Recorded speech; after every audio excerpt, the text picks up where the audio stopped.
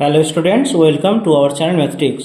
দেখো, ষষ্ঠ শ্রেণীর ছাত্রছাত্রী বন্ধুরা, তোমাদের আজকে আমি নিয়ে চলে এসেছি লেসন 5-এর সমস্ত অ্যাক্টিভিটি করে দেবো বলেছিলাম। কারণ গত ভিডিওতে আমি তোমাদের কিন্তু পুরো অধ্যায়টি ভালো করে পড়িয়ে মানেগুলো লাইন বাই লাইন কিন্তু বাংলায় বুঝিয়ে দিয়েছিলাম। সঙ্গে যতগুলো বোঝানোর দরকার গ্রামাটিক্যাল ইউজ সেগুলোগুলি বলে দিয়েছিলাম।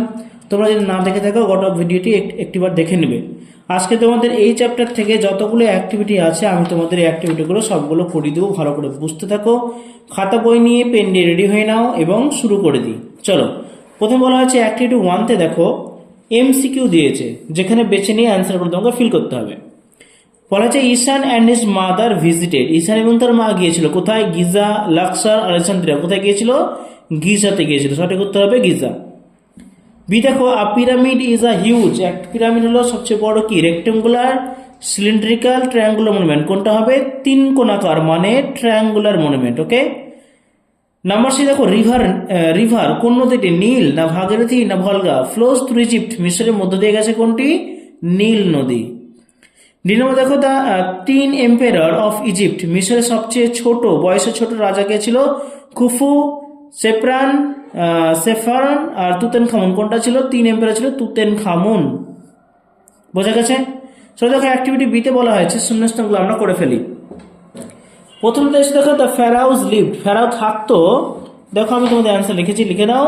অ্যারাউন্ড 5000 ইয়ার এগো। ওকে, প্রায় 5000 বছর পূর্বে। বি নম্বর দেখো স্পিংস ইজ এ রক স্ট্যাচু। উত্তর হবে with a human head and a lion's body. পরেরটা দেখো Ishaan's mother went to face. ঈশানের মা আনতে গিয়েছিল, কি আনতে গিয়েছিল? ফ্রম দ্য কার, গাড়ি থেকে কি আনতে গিয়েছিল?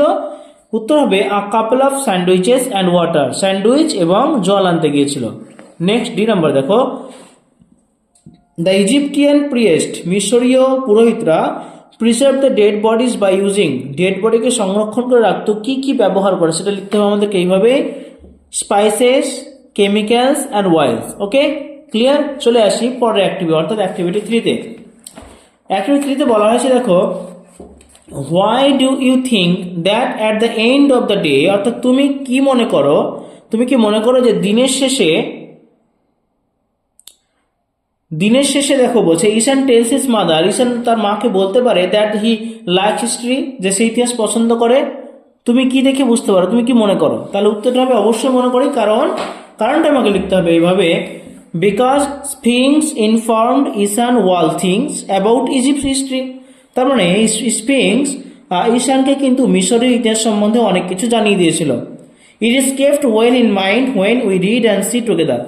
এটা অনেক বেশি মনে থাকে যখন আমরা কোনো একটা জিনিসকে পড়ি এবং সঙ্গে সঙ্গে আমরা দেখে এবং পড়ে কিন্তু মনে থাকে। So Ishaan tells his mother that he likes history. সেই জন্য ঈশান বলতে পেরেছে তার মাকে যে সে ইতিহাস পছন্দ করে। এবার এখানে দেখো অ্যাক্টিভিটি 4-তে তোমাদের কিন্তু 3টা অপশন দেওয়া আছে, হু, হোয়াট আর হোয়েন। কে, কি, কখন।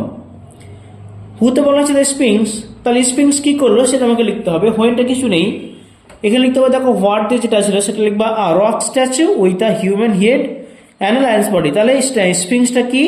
স্পিংসটা হচ্ছে a rock statue with a human head and a lion's body. পরটি দেখো 2 নম্বরে ছিল, দেখো হোয়াটে দেওয়া ছিল সোয়া দ্য রিভার নীল। ভালো করে দেখে নেবো, আমি কিন্তু তোমার জন্য রেডি করে দিয়েছি। সোয়া দ্য রিভার নীল, হোয়াটে ছিল সোয়া দ্য রিভার নীল। তাহলে দেখলো, নীল নদী দেখলো, কে দেখলো আর কখন দেখলো? এটা লিখবো আমরা, কে দেখেছিল? ঈশান দেখেছিল। তাহলে এখানে লিখবো হৌয়ের জায়গায় ঈশান। কখন দেখেছিল? হোয়েন, কি বলতো কখন দেখেছিল? When he closed his eyes and opened them again.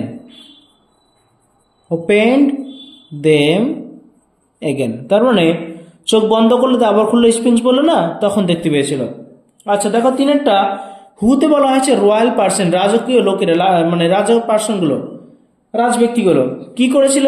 দেখো তার মানে হোয়েন দিয়ে আছে বিফোর বারিয়াল, মানে কবর দেওয়ার আগে কি করা হয় বলতো? রয়্যাল পার্সন থেকে কি করা হয়? হ্যাঁ, গো থ্রু মাম্মি, অর্থাৎ মামিফিকেশন করা হয় বা মশলা মাখানো হয়, মাম্মিফিকেশন। ওকে, চলে আসি পরেরটাতে। দেখো পটাতে হচ্ছে হোয়াট দিয়েছে ডাগ তুতেন খামুন স্ট্রম। এই তুতেন খামুনের স্মৃতিস্তম্ভটি কে আবিষ্কার করেছিল? হু দিয়ে এটা লিখতে হবে হাওয়ার্ড কার্টার। Howard Carter. এখানে বলা হয়েছে কখন কখন আবিষ্কার করেছিল? দেখো তোমাদের বইতে আছে, দেখো তুতেন খামুনের মূর্তি টম, এই দেখো হাওয়ার্ড কার্টার আবিষ্কার করেছিল, সেটা কত 1922 সালে। তাহলে আমাকে এখানে লিখে দিতে হবে হোয়েন দিয়ে, হোয়েনের জায়গাতে লিখে দিতে হবে 1922, 1922। চলে আসছে অ্যাক্টিভিটি 5-তে। অ্যাক্টিভিটি 5-এ বলা হয়েছে, দেখো প্রশ্ন কিছু বলা হয়েছে। Why was Ishaan's father not able to accompany him to Egypt? কেন ইসানের বাবা মিশরে তাদের সঙ্গে আসতে পারেনি? এই দেখো কেন আসতে পারেনি, কারণ Ishaan's mother won the prize at the singing competition entitled only to for a sponsor tour of Egypt. কারণ ইসানের মা গানের প্রতিযোগিতায় যে প্রাইজটা জিতেছিল তাতে মিশরে ভিজিট করার মতো 2টো টিকিটই পাওয়া গিয়েছিল। So Ishaan's father wanted him and his father to go to Egypt.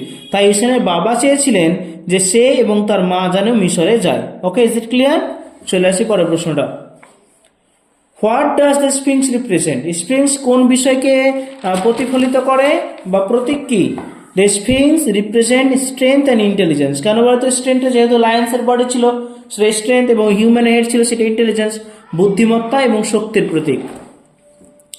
C দেখো বলেছে what is the biggest pyramid of Egypt? মিশরের সবচেয়ে বড় পিরামিড কোনটি? Khufu's pyramid. Khufu's pyramid is the biggest pyramid of Egypt. Next দেখো D number.